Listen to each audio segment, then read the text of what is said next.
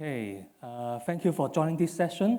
And today we are going to discuss about a case related to a ransomware instance investigation. Okay, before we start, let me briefly introduce our team behind this talk. And I'm Zetta from Singapore Management University. So I'm going to bore you about these boring theories. And actually, the things done by the team is more important, right? So you can see we have Kelvin, also known as Forensic Ninja. He's an expert in cyber forensic. And actually, he's outside in the drone hacking village. So if you are interested in the details about the forensic part of this case, you can ask him later. And for the incident response part, right, we have Dr. Anthony Lai and Alan Ho from WixRL who actually handle the case. So here's the agenda for this talk. So first, we are going to discuss a real case study of a ransomware incident. And then we'll discuss some of the challenges and the lesson learned from this case. After that, we are going to briefly discuss some of the post-incident activity, like doing some cryptocurrency fraud chasing and investigation. And last but not least, we are going to publish a ransomware instance handling playbook for you for reference. Okay, let's start with a case. So actually, this case happened in Hong Kong. So WixRL is actually from Hong Kong. So you can see in Hong Kong, there are quite a lot of victims in ransomware. Maybe not that much in Singapore, right? Okay, for this case, it happens in October 2021. It's a company in the manufacturing industry. And they call us saying that, yeah, their servers and network storage device are all got compromised. And basically, the files inside are all encrypted. And also the backup are encrypted. Very sad, right? The reason is they actually connect their network storage device all the time. So they didn't unplug it after the backup. So that's why the attacker can access to those network device and then encrypt those backup as well. And for the attacker, they initially demand for 2 Bitcoin. So you know, in 2021, the Bitcoin price is still very high, right? Which is around 110,000 US dollars, quite a lot, right? So that's why for the company it's SME, so they don't know what to do. So they call us to do the investigation and respond to the instance. So first, they show us these ransom notes, right? Pretty interesting, right? Actually, the ransom note shows quite a lot of different details, like, for example, the company names and what kind of files they have stolen. Like, for example, the contracts, financial documents, HR documents, etc. And they claim that they have stolen over 500 gigabytes of files. And actually, the thing is even if you got a backup, they still have some ways to monetize from you. Because if you don't respond to these ransomware cyber criminals, they claim that, yeah, we'll release your data after 72 hours. So this is what we call double extortion, which is more common nowadays. Besides encrypting your file, they also steal your important data and threaten you to leak out the data if you don't pay them for ransom. Then, yeah, for us, we try to figure out the cause of this incident so that we can stop the breach. So by doing some investigation on the computer network in the company X, we found that actually the attacker is using some very old exploit, Eternal Blue, for remote code execution on the Exchange server. So after they compromise the Exchange server, they do a lateral movement to connect to HR department's computer using a remote desktop protocol. And then this particular device is mapped to the backup storage. So that's why they can also encrypt those backup data from the network storage. Then you can see from the Windows event log, they actually disabled the antivirus software, so they didn't get any notification from antivirus as well. So to stop the damage, we have to conduct some recommendation to isolate those affected devices. Also, we recommend the company to block all those incoming traffic, and we also ask them to compile an inventory list, because for these SMEs, they actually don't know what kind of assets or device they have. And when we do the investigation, we don't know which device got affected, which may be the source of the attack, etc. So we have to ask them to compile an inventory list first before we can do further actions. And also we have suggest them to implement a new firewall policy to stop those malicious traffic. But yeah, because the company X didn't got the backup, or I should say the backup is also get encrypted. So that's why we have to negotiate with the ransomware operator to see what can we do to recover the data. You know, nowadays many governments or FBIs, they suggest you don't pay the ransom to these criminals. But for these small companies, they have no choice, right? If they really want to recover their business operations, what can they do, right? Pay the ransom and get back the data, hopefully. So that is the way we do IR, right? Pretty sad story. So in the previous talk, we talked about cryptocurrency hacking. Now is another bad things about cryptocurrency, right? So maybe you can think of whether we should use cryptocurrency in the future, right?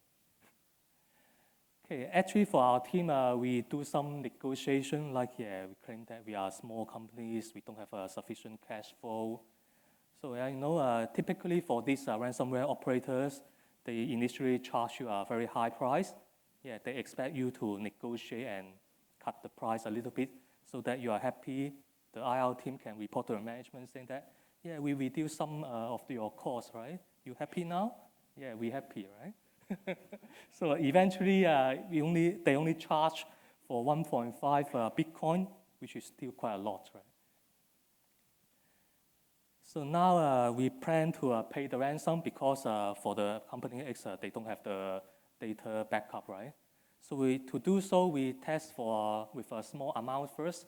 We just send 0.05 BTC first to see whether the criminal can really receive the fund. Okay, after they confirmed, we can receive that, right? They are very happy, right? Then we pay the remaining amount. So you can see from the chat log here. So they say that after the full payment, we are going to give you the decryptor and even tell you what's wrong with your company's network, so that is got compromised. Okay, so from this chat log, actually you can see after a full payment, they will give you a so-called universal decryptor, right? To decrypt the files you encrypted, and also discuss some of the vulnerabilities you have. And another picture shows how we do the Bitcoin fund transfer using Binance. So maybe for those SMEs, they may not even know what is a Bitcoin, right? Or at least they don't have a Bitcoin wallet.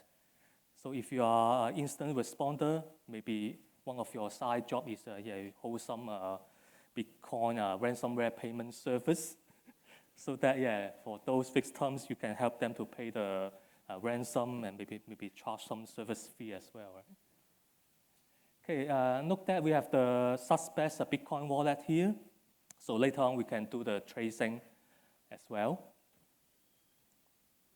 Okay, for the payment process, after we have the full payment, after around 15 minutes, they actually send us the decryptor through a file sharing platform called ufile.io. And later on, they also discuss what is the way they gain access to the company's network. So basically, it's concur with the investigation done by us. They are using this Eternal Blue to penetrate the company network and then get the access to the company's data. So we do the recovery in this stage. So after we get the decryptor, we actually use another separate notebook and then get those encrypted files and also store the decryptors and try out whether it could be decrypted. And not surprisingly, the criminals are pretty promising, right? So the files could be decrypted. And then we also use this tool to decrypt all the files later on. So this is the interface, how it looks like, right? Pretty funny, right? So it looks like those serial number generators.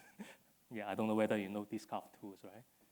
But yeah, at the end of the day, it can decrypt the file successfully. And the last step for this incident response phase is to eliminate the threat. So after we found that the decryptor is useful, then we have to remove the threat so that there's no other attackers to penetrate the network and then encrypt the file again, right? So we suggest to use offline storage for the company. So after you do the backup, make sure you unplug the device.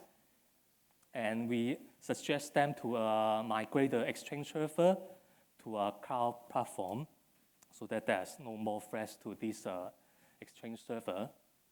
And because these companies, they're still using some old technologies besides the Exchange server, like the operating system is also very old. So we suggest them to upgrade to Windows 10 or Windows Server 2019. And after this incident response, we also have some post-incident activities, which we try to do the analysis about the ransomware more thoroughly. So you can see from this attack matrix. So basically, we run this analysis on the sandbox in any.run. Then you can see for this particular malware, they actually did a lot of things. Like, for example, they run some PowerShell scripts and try to do a privilege escalation and stop the antivirus as well. So basically, for modern antivirus software, it's pretty challenging to detect this kind of malware. So that's the case. So what's the lesson learned from here? So you can see for those SMEs, they usually have limited resources to address this kind of malware or ransomware threats. And because of that, it's very easy for the attackers to get controls and compromise their networks. So one example here is, for these SMEs, they don't have the security awareness. For the backup, they also get encrypted or corrupted. So from an incident response perspective, so after you set up this backup device, make sure you test the incident response plan. So see whether this backup is still useful after some threats or some attacks. Maybe you try to corrupt these files, or maybe simulate red team's attacks to see whether you can still recover the files. But more importantly, because they have limited resources, they don't know what's going on, right? They are very poor in situation awareness. So basically, they don't know what kind of data they got stolen or whether these data are really got stolen because they don't have a network monitoring service. And also nowadays, we have a lot of threats or challenges relates to a double extortion. Even though if you got the backup files, it may be still troublesome for the companies because the criminals, they are threatened to leak out the data as well. And let's say you want to pay the ransom, maybe you have no other choice, right? Then how should you negotiate with the attacker to maximize the benefits for your company? Okay, for the double extortion, actually you can have different ways to react to this. So for the encryption base, so some old school ransomware groups, they just encrypt your file. It's easy to address. Make sure you have a proper backup, right? So then that should be fine, right? If you have a working backup, yeah, you just do the eradication, just reinstall everything with a clean copy, recover the backup. And for the ransom note, yeah, you can just throw it away, right? But most of the time for the small companies, they don't have a working backup. What should they do, right? And some cases, there are some released decryptors available online by some other researchers. So you can try out those tools first. Maybe if you are lucky enough, you can decrypt the files. Yeah, but most of the time, you are not lucky, right? That's why you get attacked by these ransomwares, right? And one trick to play with this ransomware operator is, let's say if you have a file that is very important, you want to recover it first. Well, maybe you can ask the operator to see, yeah, can you decrypt this file as a sample? Yeah, most of the time they will do so, and then yeah, you get the most valuable file back first, and then yeah, you let the management to decide whether it's enough, right? If that's enough, then yeah, you can ignore the rest of the ransom notes, right? But most of the time, yeah, if you want to recover all of your data, then you should consider to pay the ransom. But for the data leakage extortion, yeah, we don't suggest you to pay the ransom because sometimes the attackers can still use the information later on to extort you again, right? Unlike the encryption-based one, yeah, you recover the file, then your business can operate. To see whether you really are under this kind of attack, you need to confirm whether the attacker really got your data. Sometimes those ransomware groups, they just claim that, yeah, we get maybe 1 terabyte of your company's data, but in the end of the day, it's other company's data. So yeah, make sure you talk with these operators to see whether you got some samples or file lists to confirm that first. And let's say you are unlucky that maybe the ransomware group really got those data you have. And actually, you can still do some external containment by, for example, if those files are shared in those file sharing platforms, like maybe Mega, these kind of platforms, then actually you can file a abuse report on this platform to ask them to take down this sensitive data. So if you are lucky enough, right? And also consider the value of the data for those unimportant data, maybe just the invoice of your employees dining, yeah, just let it leak out, right? But for the customer info, yeah, you don't want to leak out this data, right? So maybe you have to negotiate with the ransomware operator carefully. Okay, let's see this example is from Bread Talk, right? So I don't know whether you heard of this instance before, right? Bread Talk actually suffered from ransomware attack. Are you sure? Yeah, actually, we will see later on that's not the case, right? For this Lockbit, they claim that they compromised breadtalk.com. And we have 85 gigabytes of data. And when you see the list of the files, you got some funny things like current employee, and then there's a list of employees' name. And then it doesn't look like Singaporean, right? Okay, yeah, it's not convincing, right? So let's do some real things. I actually download the data from Logbit. Then yeah, we have this salary here. So this company is called Enclosure Solutions from South Africa. Yeah, you see, those ransomware criminals, they can claim that you got compromised, but actually releasing some other company's information. So that's why it's very important to confirm that before you pay the ransom. But as I mentioned before, for data leakage incidents, you shouldn't pay the ransom, right? Just like the former CISO of Uber, they pay the ransom to the hacker to cover up the incident, and then after that, he still got leaked out the incident, and he's got some legal troubles on him. And how to negotiate with the ransomware operators? So of course, you want to maximize the benefit of your company. So basically, you want to have some tricks to make sure that the operator is happy to give you more information. So for example, you think that, you are not stealing our company's data. So why don't we give us some samples? So based on the samples, you can determine whether your company is really under the threat. And you can also buy more times for investigation. Like, you claim that, we are waiting for management's approval.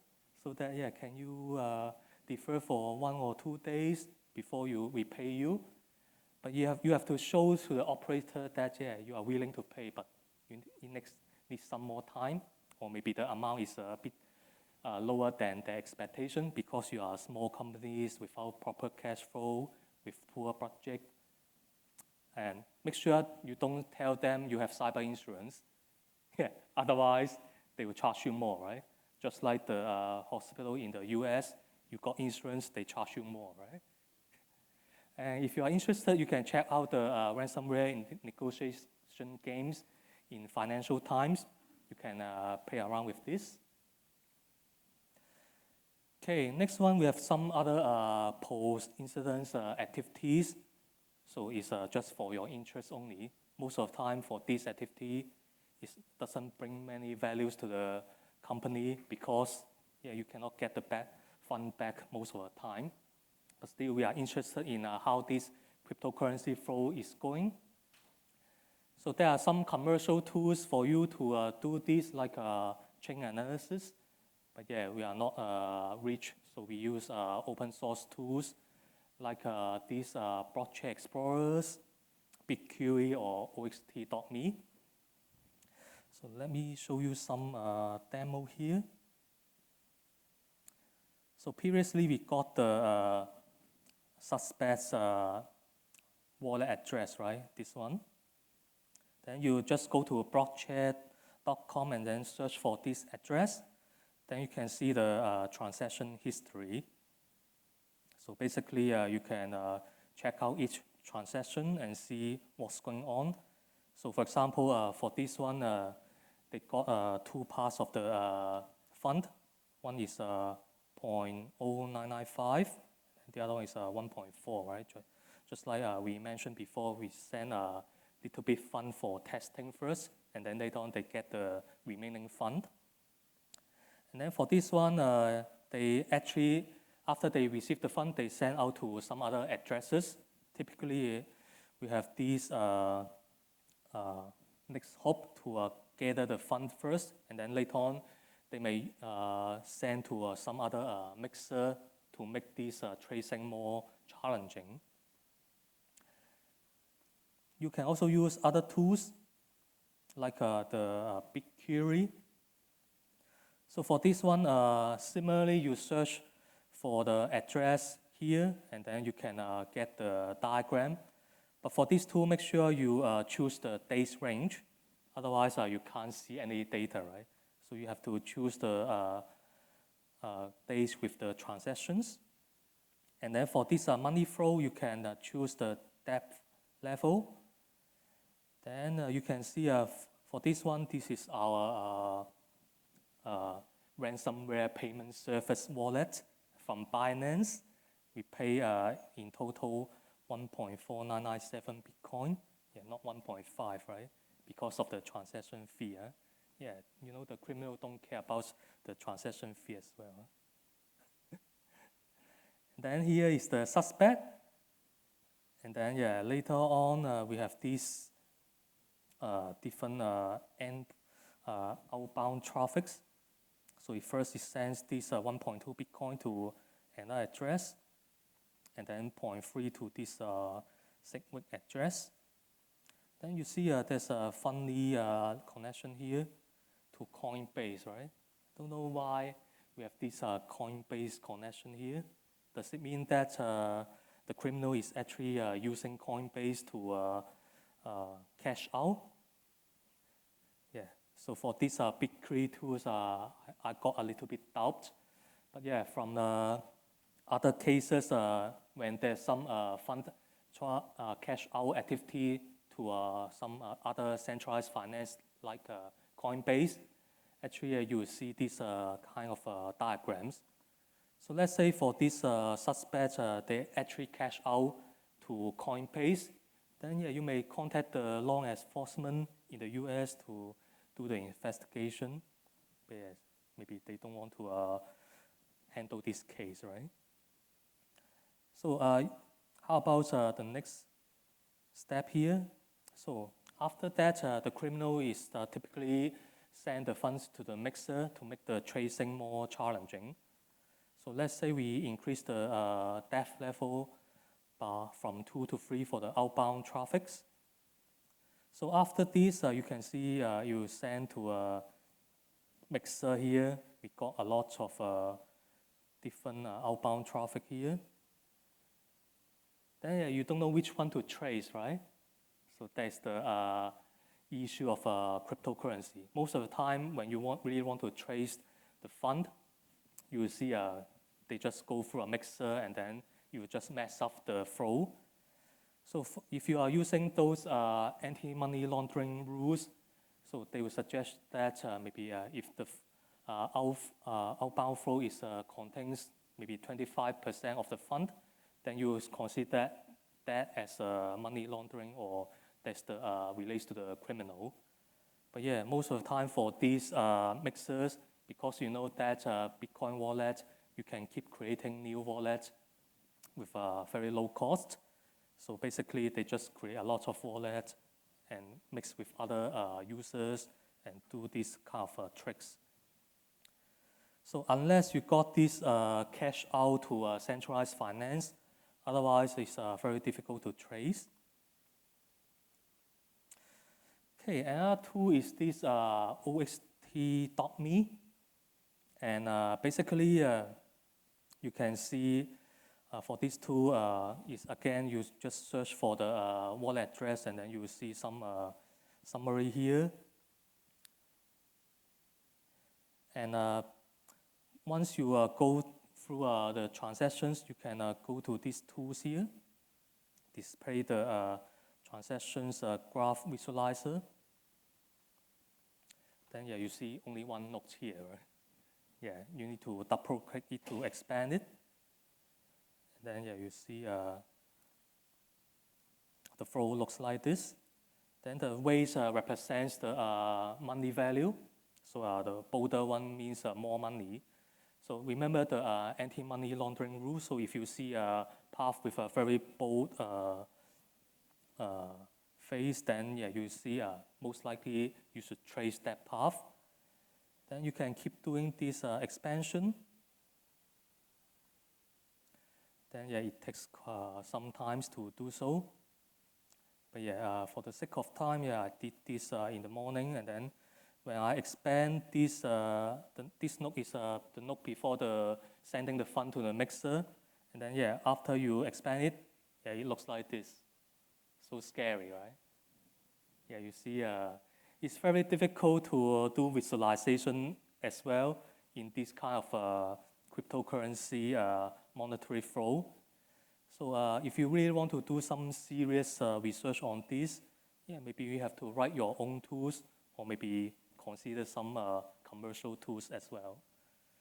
But yeah, again, right, from the company's perspective, yeah, even if you know that, yeah, the fund goes to here, maybe at the end of the day, you go to Coinbase, right? What can you do, right? You contact Coinbase, yeah, they won't respond to you, right? You contact to the law enforcement, yeah, maybe that didn't apply to your jurisdiction, right? So that's the sad thing, right?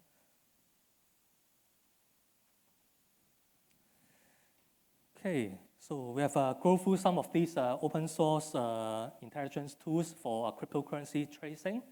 So we have some basic tools like Blockchain Explorer that gives you a list of transaction records. And also the BigQuery Explorer that gives you these simple diagrams. And they also have a connection to centralized finance. Like here we have Binance and also Coinbase. And this oxt.me, you can have a more nice visualization. But yeah, again, once you go to this mixer, you see this kind of graph, and then you don't want to do any analysis anymore, right? Just like obfuscation. Okay, for the tools here, you have to register a free account first. So like display or hide some of the transaction and add some comments. Okay, again, so actually you may be able to find out who is the criminal by having this different information from the investigation as well as this post-incident forensic analysis because of the pseudo-anonymity. First, you get the attacker's IP address is from Russia. Yeah, Russia again, right? And we also get the suspect's wallet address, and then somehow it connects to the Coinbase. And Coinbase got a KYC, right? So if they really use it to cash out the fund, then yeah, you can actually know who is the guy, right? Or who is the related guy at least. Or maybe this is just a false positive indicated by BigQuery. I prefer this argument more, right? But still, even though, let's say they really cash out and you know the IP address is from Russia, what should you do, right? Yeah, one is from the US, one is from the Russia. Can you contact the law enforcement to help you to get back the fund? No, right? So unless we have more collaboration among different countries, we have different agreements, then we may have a joint action to take down these cyber criminals.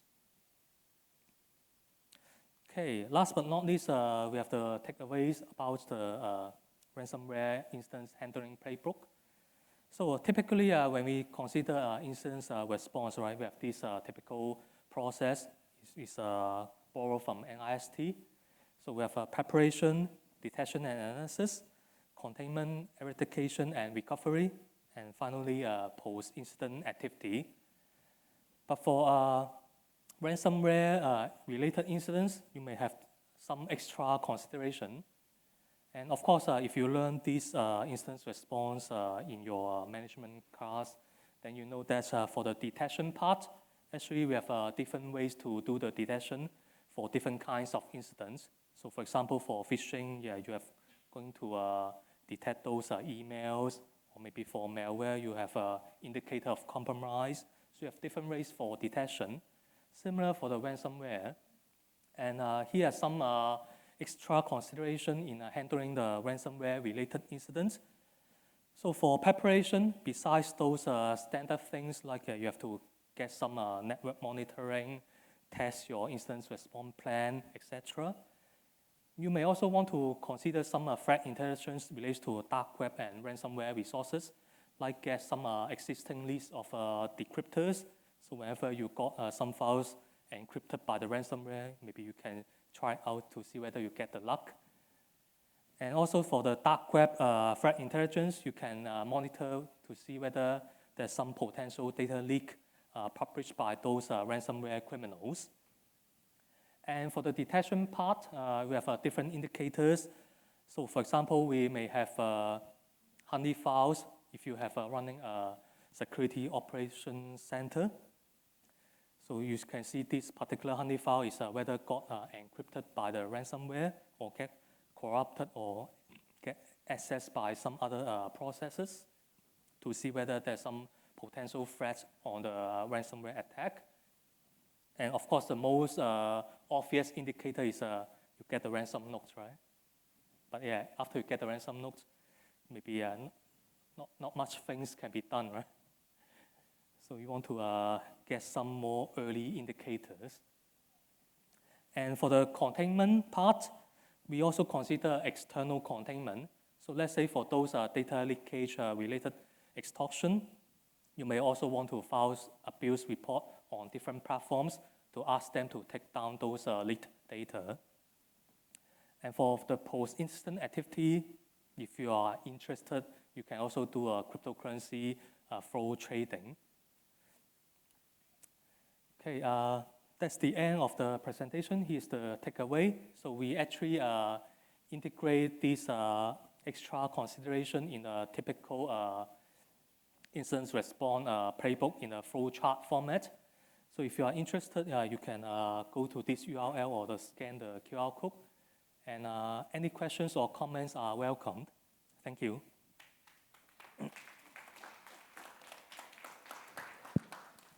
All right, thank you, Dr. Ke. Does the floor have any questions for him?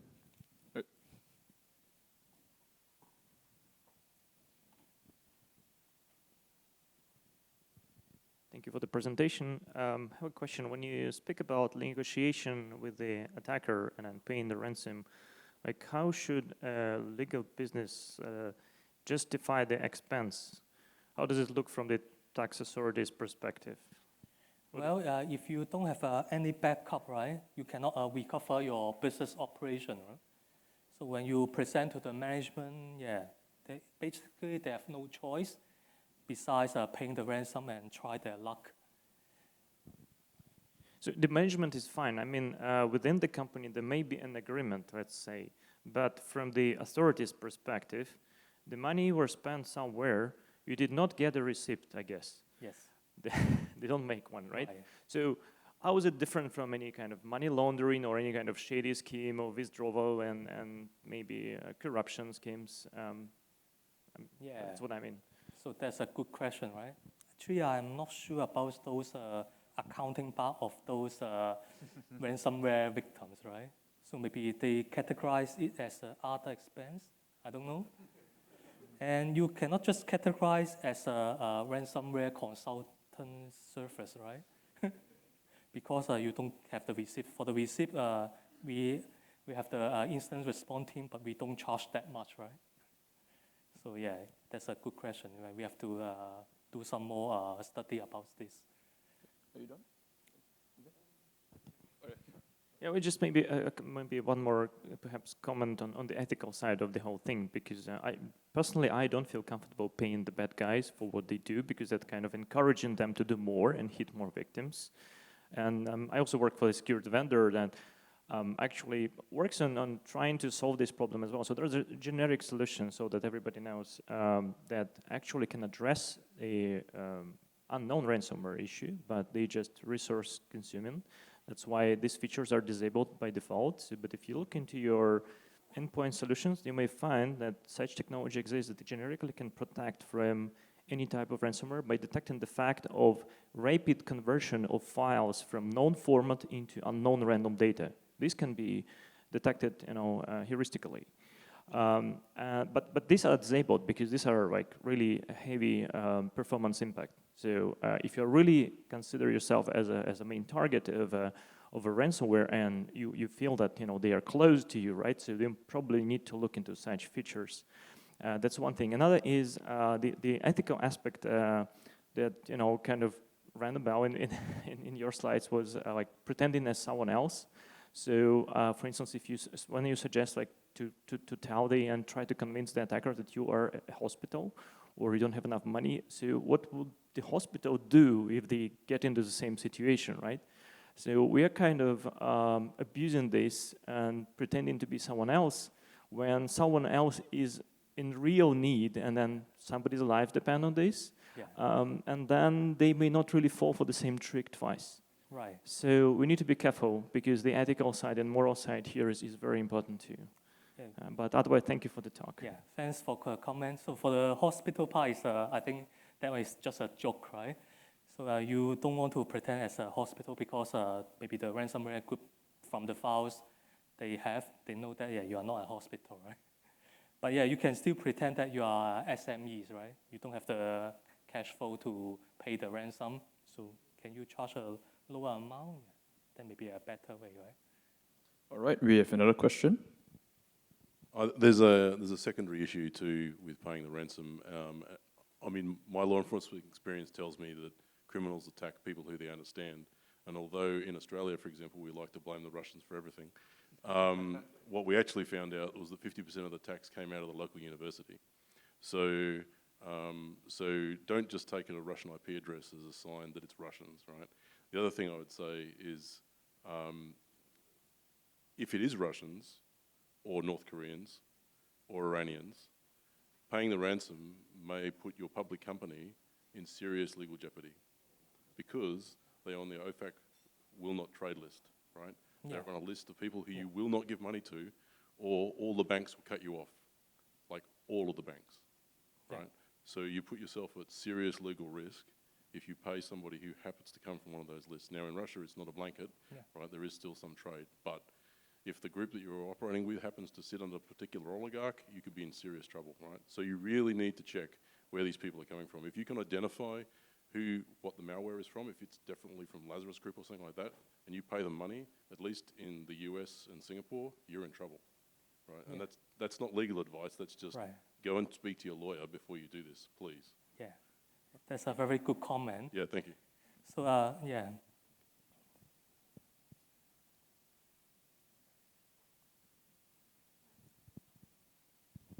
Hi, good morning, Professor. My name is Naveen Selvam with ABS Group, which, as an American, I agree with that. Like, let's say if one of these gangs is labeled as terrorists, U.S. doesn't negotiate with terrorists in given certain situation. And I can tell you about the Colonial Pipeline incident that happened 2021. That was a $4.4 million worth of Bitcoin ransomware, but FBI was able to recover half of it. So they were able to find the wallet for 2.2 million. Yeah. So they were the negotiators in that incident. And maybe in Singapore, somebody has to step up and work as a governing body for that, as a negotiator. Second, I love the flowchart as an engineer. Thank you. Yeah, thank you. And I think, yeah, we have a question. Go ahead, finish your thought. Yeah, that's- Finish the thought, and then I'll ask my question. Okay, I think for the Russian part, even though we got the Russian IP, I agree that the criminal may not necessarily coming from Russia because they may just use compromised hosts or some cloud-based hosts to do the attack. And second, regarding the sanction rules, actually some of the governments, they are considering banning ransomware payment, like Australia. So, even though you pay to some more legitimate country sources, yeah, you're still in trouble. So that's why paying ransom until now may be still okay, but in the future may not be an option, right? So I have a question on what your take is on ransomware actors that just say they're penetration testers charging a fee after the fact. Yeah. That's what the ransom is. And then your take on, you mentioned that ransomware actors increase how much they'll charge you if they know you have insurance, which is part of their OSINT and reconnaissance measures. They're also looking at organizations that use negotiators to lower the fees, and then they jack up the price, or they just waste the negotiator's time, which then wastes the company's time charging the consulting fee, right? So your take on them just saying they're pen testers charging a fee later, and then risks to organizations that might actually leverage negotiation firms who end up ultimately paying a higher price because they thought that was the better thing to do. Thank you.